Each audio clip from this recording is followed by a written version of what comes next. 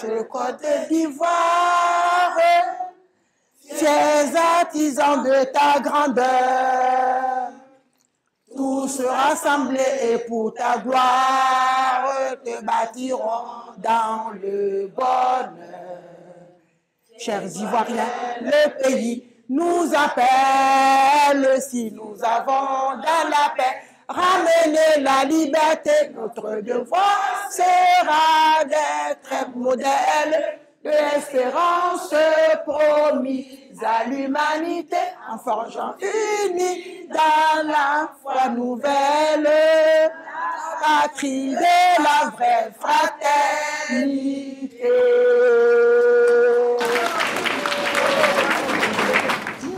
Le thème qui retient notre attention ce matin, intitulé l'autonomisation, valorisation et l'intégration des femmes africaines de France, femmes ivoiriennes, et la vision de l'UAFI. Nos programmes mis en œuvre font la promotion de la capacité individuelle et collective des femmes à obtenir des emplois décents. Ces projets de sensibilisation et d'adhésion des organisations féminines ivoiriennes et des femmes renforcent la cohésion sociale et l'estime de soi de la femme.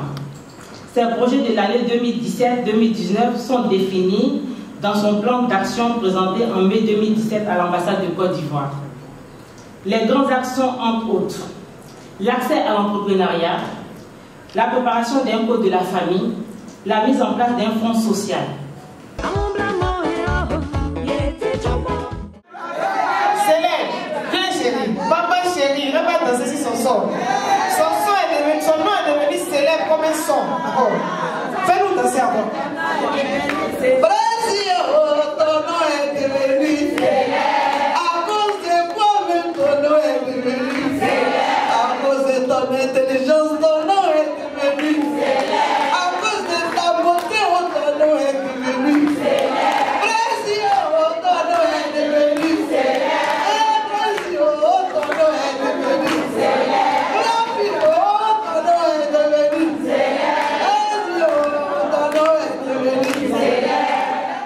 Distingués invités, mesdames et messieurs, chères sœurs, permettez-moi d'abord d'exprimer la joie qui est la mienne de prendre part à cette conférence débat consacrée aux femmes sous le thème autonomisation, intégration et valorisation de la femme africaine de France.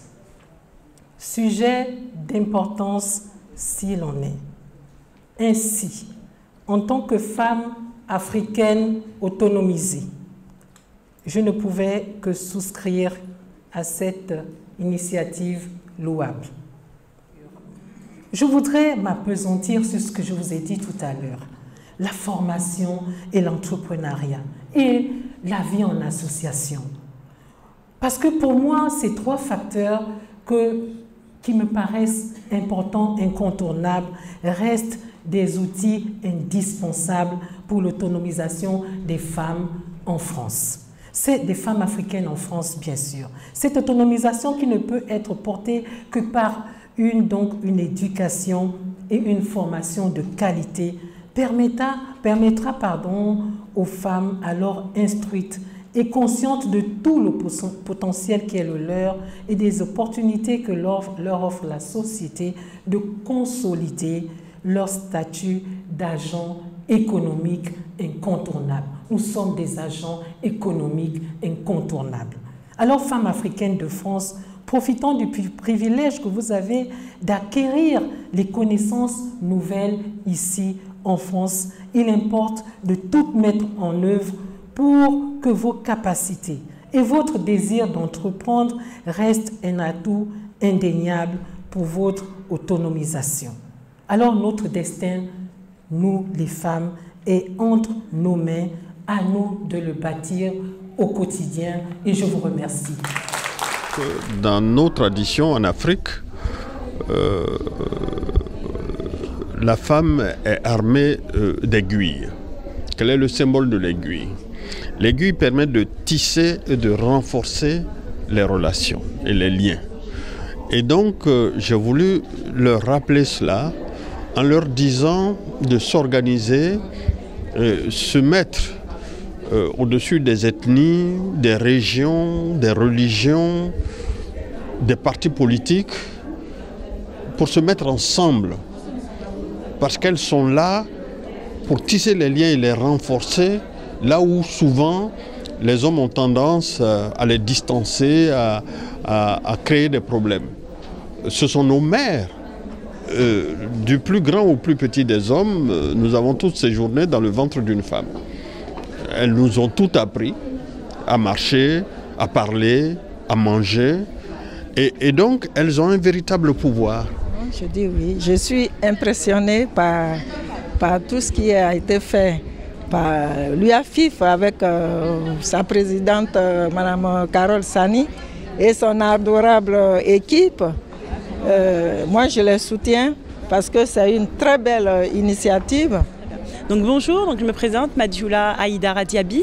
Donc je suis maire adjointe à la jeunesse et au sport sur la commune de l'île Saint-Denis. Je suis déléguée auprès de l'Association des maires de France sur la jeunesse et la petite enfance. Et de profession, je suis conseillère principale d'éducation en Seine-Saint-Denis. Alors je tiens particulièrement à représenter l'IUAFIF, cette formidable association qui porte des valeurs que je partage. Donc les valeurs d'entraide, de solidarité, d'autonomisation de la femme, entre autres. Donc j'ai volontiers répondu favorablement, d'où ma présence aujourd'hui. J'ai beaucoup parlé de réseautage, d'entraide et de solidarité. Donc mettre mes compétences à mon petit niveau à disposition. Ça veut dire rester disponible, conseiller, accompagner et aider autant que faire se peut. Bonjour, je m'appelle Gaïe Marie-Ève, j'ai 21 ans et je fais du judo.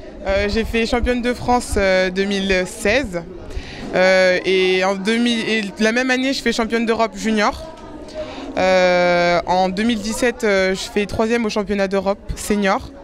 Et l'année dernière, du coup, je fais 5e au dernier championnat du monde. J'ai posé une question, j'ai demandé comment est-ce qu'après cette conférence, on pourrait mettre en place directement des actions pour valoriser la femme africaine en France.